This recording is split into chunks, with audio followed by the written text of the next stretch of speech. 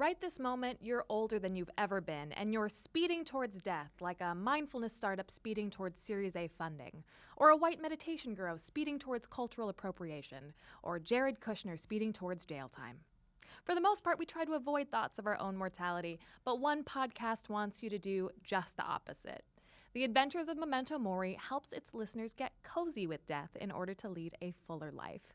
We welcome producer and host D.S. Moss to the show. Welcome. Thank you. Thanks for having me. So first, I'm not going to die, right? Hate to be the one to break it to you. Yeah. I also will die. You will die. Okay. I'm sorry. Okay, cool. Can you tell us a little bit about the show? Give us a broad overview. Yeah, so the show is The Adventures of Memento Mori, a cynic's guide for learning to live by remembering to die. And the hypothesis is, or was, I guess, because it's evolved since we started, that if you could actually reconcile your own impermanence, then you should be able to live a better life. And that sounds like a cliche, but we were trying to put that cliche to the test. And what was the impetus for starting the show? I would say, well, first I would say that I was probably born with an existential crisis. So I've always been searching for meaning on some level. And then the actual true story is I was trying to woo a woman who was asked me if I had a podcast, what would it be on? And then it hit me like, well, if I were to have a podcast, it would be on death. It would be on trying to find meaning in life through the lens of death. And then I was like, oh, I'm going to do a podcast on death. And that's how it started. And now we are finishing up our second season. And here you are. Here we are. So there's a lot of discussion of death and content and media created around death, but usually it's salacious death and violent death, like true crime podcasts or serial killer TV shows. But there are very few pieces of cultural output that talk about the quieter death that most of us face. Why do you think that is, and why did you want to grapple with that? Well, I think it is because people are scared to death of their own death. They're scared to death of death. Yeah, there is this natural shield of like their death versus my death. And I think you can get into more of the fascinating conversations and meaning when you actually say my death. And for that person to say my death, So I find it endlessly fascinating. Do you think other cultures do it better than we do it here in the U.S.? Oh yes.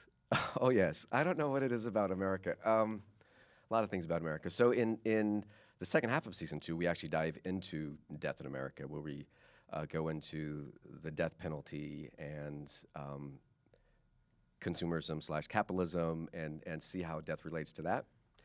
But we don't live in communities that are tight and generational.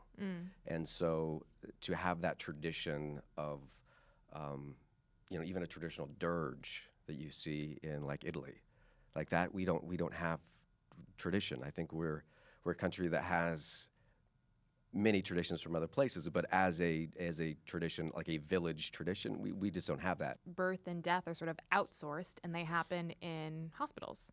So they're not, I guess, as part of the fabric of our lives in other cultures where maybe death happens more commonly at home. Yeah, and that's purely capitalism.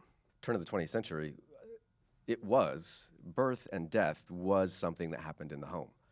And then once you realize, particularly post-Civil War, when like formaldehydes became useful to get soldiers home, they realized you could make some cash from it. And so then it became, and it was traditionally a female occupation. Then which was? Birth care and death care. Uh-huh. Yeah. And then it was taken out of the home and made to be industrial. And then that's when you started seeing these $10,000 pieces of furniture that they would be sold to people. I mean, it's an easy sell when someone's grieving and crying to be like, show how much you love them by spending this amount of dollars to represent that. It seems like one of the most extreme examples of that is cryogenic suspension. Walt Disney and Ted Williams freezing their heads in the hopes that they will eventually come back to life and live again. Talk about fear of death. Yeah, like legacy. Especially you'll find more with people of fame. They want to live forever in some. We all want to live forever in some way, but it's still happening specifically right now. So Silicon Valley is the hub for longevity sector and research and immortality research. I mean, it also seems like Silicon Valley is perpetuating the ability to live beyond your physical death with our digital imprint and artifacts as humans. Like, I think we've all had the very unsettling experience of going on Facebook and having a notification pop up that you haven't reached out to someone in a while because that person is dead. Have you examined that at all in the podcast? Yeah, so in season 1, episode 8, there's an episode called "Your Digital Afterlife" that we go into a little bit of legacy and how that relates to Instagram. Is it really the way you live, or is it the way you want to be remembered having lived? And then the logistics of getting creepy LinkedIn notifications that someone has died, or that has died 2 years ago, and it's like, congratulate them on their work anniversary, and you're like, yeah, there needs to be a better. Let me get the Ouija board out. Okay, yeah. In one of your episodes, you talked about obituary culture, and you wrote an obituary for your grandfather, who was alive, and had him read it. Can you tell me what you were aiming for with that exercise and how your grandfather felt about it? So my dad had asked me to interview my grandfather for his obituary, and I was nervous about it. You can even tell in the podcast, I couldn't even get out a sentence because I had to, because he didn't know what the interview was about. And I'm like, so this is about your obituary. How would you classify your life? So it was a very awkward. But with all of that being said, of like the hesitation going into it, it was so worth it. Because I don't think, again, just going back to talking about these things, how do you want to be remembered? What is your legacy? What is important to you? And so what the sort of, I don't want to give away the ending, but it was revealing in that it's not necessarily important what your legacy is. It's what you thought was important in the life that you lived, right? And so it also broke down, who is an obituary for? Is it a celebration of their life? Not really. And also, who decides who gets obituaries written about them? Right. The New York Times has recently unveiled a section that is going back and revising all of the obituaries of women and people of color that they That's awesome. Yeah. skipped over. Yeah. Yeah. Kudos for them for doing that. What was the biggest surprise thus far in your making of this podcast? The biggest surprise. One is there's no such thing as meaning. There's no uppercase purpose. Like, we all have purpose in life, and you need to go out and search and find your purpose. What that ultimately does, it makes people unhappy because they feel like they can't attain this thing on top of a mountain that you are predestined when you're born. I found that is a narrative. That's not true. Mm-hmm. You can very much live purposefully and should live purposefully in your daily life, but there is no purpose. Capital P purpose. Capital P purpose. Yes. And that applies to meaning, too. You can live a very meaningful life without having to necessarily climb the mountain to find your meaning. And you create your own meaning, I think was one of the ahas that I discovered. Tied into that was the idea of letting go, totally Buddhist philosophy. I think it's their second noble truth, is just letting go of attachment. Which was really hard for me to do. I like to control things, and so the to be able to let go, then it just life is so much better when you don't necessarily need to have expectations. And we go into this in season 2 about how America is particularly good at selling this idea of goals, and accomplishing and being proactive are great, but more often than not, it just creates misery in people, unhappiness. we also go into suicide in America in season 2 as well. And then the third thing, where I guess it was still tied into maybe the second thing, is that it's narrative. I guess it ties into the first one of meaning. It's like if we actually take a step back and peel things back, it's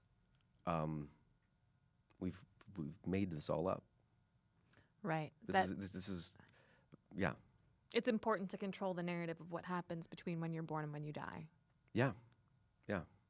So has this quest for meaning, by delving into death, helped you think about your own death? How would you like to die? I mean, I'd like to die in a bed at I think 88 was sort of the target age. At first I wanted to be cremated. Mm-hmm. Then I saw the process. Then now I absolutely don't want to be cremated now. It's just not a very cinematic process. There you go, controlling narratives There again. I go, Yeah. controlling narratives. That's not what I want. And so there are many new things that are eco-friendly, that are good for the planet, and can be good for families as well. So right now, my disposition is natural burial in a shroud, in a forest. Return you to the forest. Return me to the forest. Before all that happens, as you are on your deathbed, have you given thought to what you hope your last reflection is as you look back on your life? Yeah, it'd just be, I did it okay. I did it okay. You know, I think it's common that people have regret as they reflect. And part of this exercise, the show for me, has been able to be again, goes back to cliche, but it's oh yeah, none of us are getting out of this thing alive. It doesn't really matter at the end of the day. I mean, what matters at the end of the day. And so I've been able to redirect that. And even to refer back to the obituary one, which was incredibly useful without having known it before we started, was the idea of writing your own obituary. And how do you want to be remembered? And so it beats the heck out of writing a New Year's resolution. You can say, this is what I want my legacy to be. This is how I want to be thought of when I'm gone. Allows you to do a little bit of an integrity course correction. Sure. It's probably not she had a really nice car and went on a great vacation and she posted a photo and got a ton of likes for it. Yeah. Yeah. So if people want to listen, where do they go? Well, it is called The Adventures of Memento Mori and can be found on any of your favorite podcatchers. But you can go to www.remembertodie.com. Great URL. Thank you. So yes, thank you so much for joining us. Thank you. It's been great.